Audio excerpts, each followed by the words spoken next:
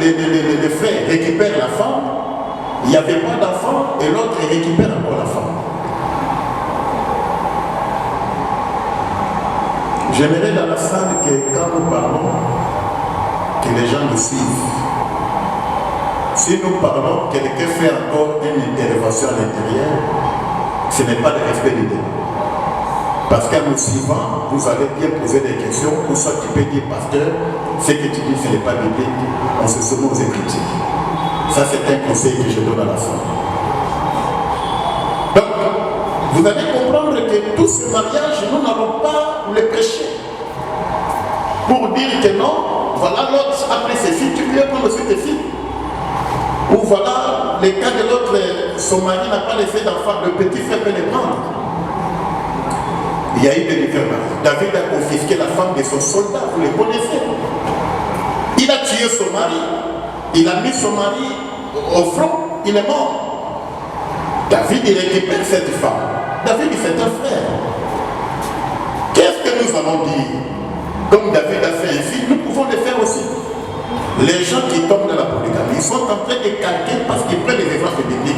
Ils calquent leur situation avec ce que les autres ont fait. C'est cela la question. Paul est venu, il a trouvé aussi l'histoire que nous sommes en train de lire, Abraham avec ses femmes. Mais quand Paul est entré là-bas avec l'Esprit de Dieu, il n'a pas vu les femmes de la façon charnelle. Il a dit, les deux femmes d'Abraham sont les deux alliances. Dieu est l'esprit. Il faut que ceux qui l'adorent en esprit et en vérité. On ne lit pas la Bible pour les intérêts charnels. J'aimerais vous dire que tous ces mariages qui est dans la Bible, quand vous prenez Hébreux 9, verset 10, les choses qui s'étaient passées dans l'Ancien Testament, il fallait un temps de la réforme. C'est ce que les gens ne comprennent pas.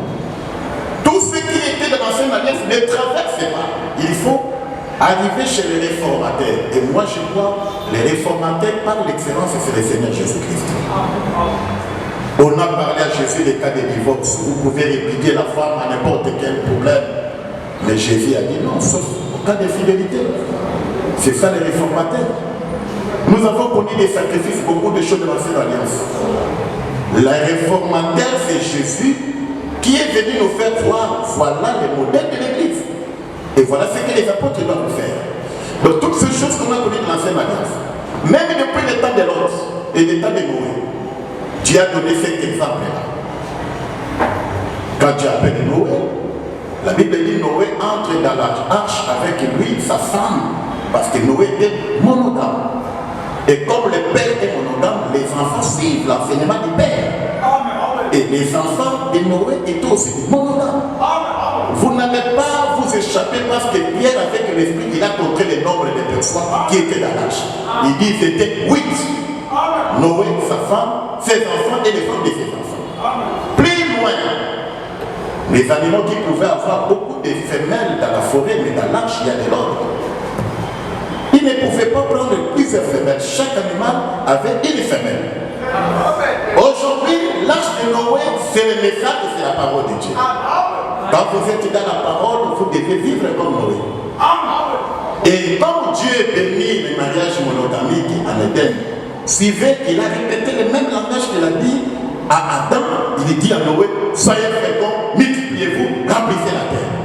Dieu ne bénit pas les polygames. Il bénit les mariages monogames. Mais il n'est pas la béni les monogames. Je suis en train de répéter ce qu'il est dit. Pour terminer le débat, on a parlé des mariages à beaucoup de choses. Il y a beaucoup d'éléments qu'on ne pouvait pas dire dans 15 minutes. Mais Paul a dit ce mystère est grand. Abidi Kambalibala, ce mystère est grand. Je le dis par rapport à Christ et à l'Église. Jésus a donné l'Église. Moi, dans ma Bible, moi qui m'a fait l'Église. Si Christ a cleansé l'Église, nous devons suivre le modèle de Christ.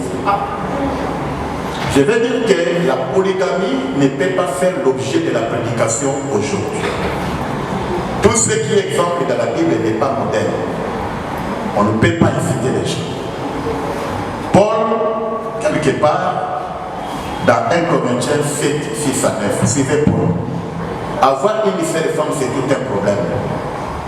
Mais Paul quitte les chiffres 1, il y va au 0. Mais nous partons de 1, on ajoute. De côté, Paul dit, je préfère vous rester comme moi. Donc même une seule femme, là, Paul, tout ça, c'est tout un problème. Mais Paul n'a pas dit d'ajouter. Maintenant, l'esprit qui va au contraire de Paul, il dit ajouter. Mais Paul dit, je préfère. Et revenir comme moi, de ne pas se marier. Mais pour ne pas se marier, pour éviter les publicités, que chacun ait sa femme. Pierre n'a pas été polygame. Parce que Paul a témoigné, Pierre, nous n'avons pas le droit d'avoir une sœur qui doit nous accompagner comme notre femme, comme le cas de Pierre, qui marchait avec une femme. Que dirons-nous maintenant quand le modèle qui est l'église, on devait faire les critériums des évêques, des diacres, des gens qui dirigent? On a toujours parlé, il faut que l'homme soit mari d'une seule femme. Voilà, le bureau m'a dit montagne là. Ce que je dis, ce n'est pas l'absolu, mais c'est ce que je comprends. Je m'arrête là, que Dieu le bénisse.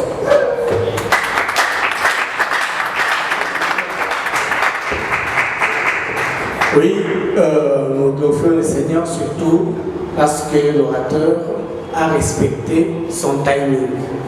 15 minutes, il a fait exactement 15 minutes. Alors, nous allons passer maintenant au second orateur. Mais une idée me vient en tête. Je préfère qu'on pose d'abord des questions au premier orateur. Non, ok, d'accord. Les interventions d'abord. Là, vous serez patient d'attendre vraiment 1 heure. Un peu plus d'1 heure des interventions parce que c'est 4 orateurs, c'est 15 minutes par chacun. Ok, nous donnons la parole au pasteur Colombo, qui aura aussi exactement 15 minutes.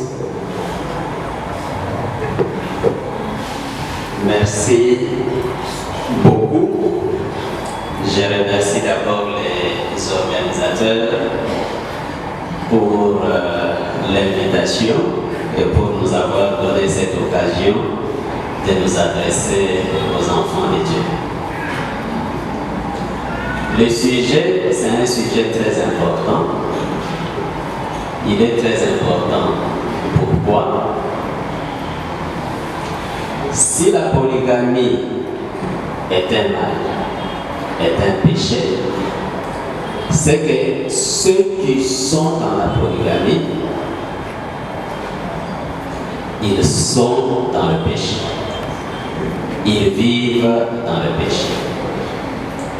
Mais si la polygamie n'est pas un péché, et que c'est quelque chose que Dieu a créé, c'est quelque chose que Dieu trouve correct, juste,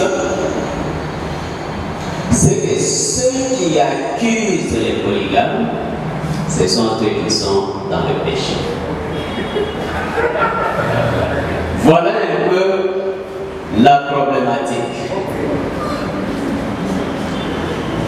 Mais quand vous allez chez les apôtres, parce que c'est conformément à l'enseignement des apôtres qu'il faut présenter,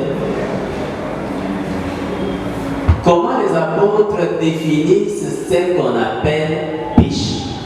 C'est par là qu'il fallait commencer. Qu'est-ce qu'un péché d'après les apôtres?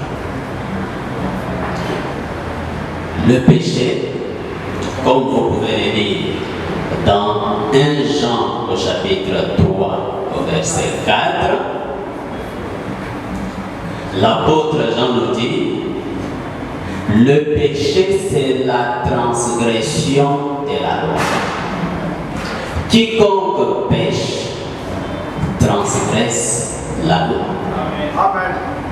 On ne peut donc pas dire que telle chose est un péché s'il n'y a aucune loi qui dit tu ne la feras point.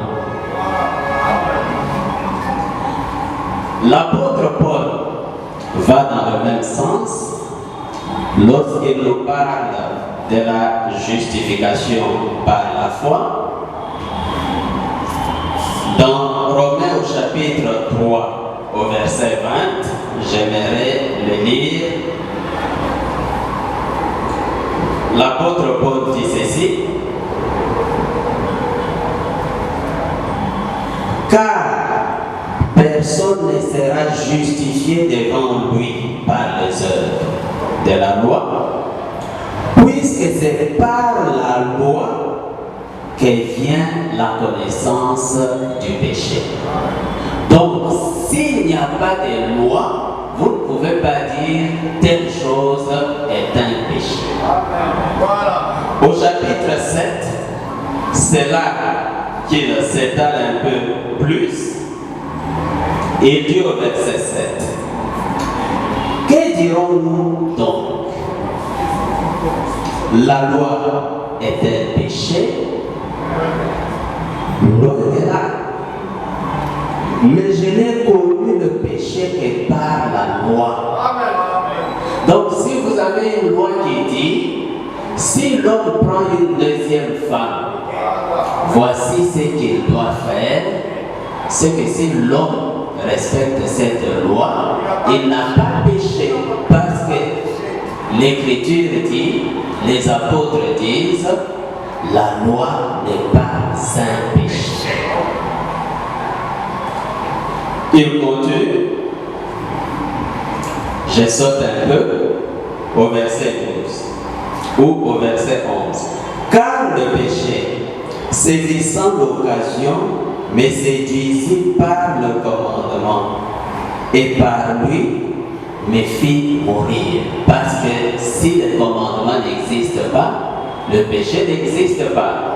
Il faut qu'il y ait le commandement pour que le péché puisse exister. Maintenant, quand le péché existe, quand tu commets ce péché-là, tu meurs, parce que le salaire du péché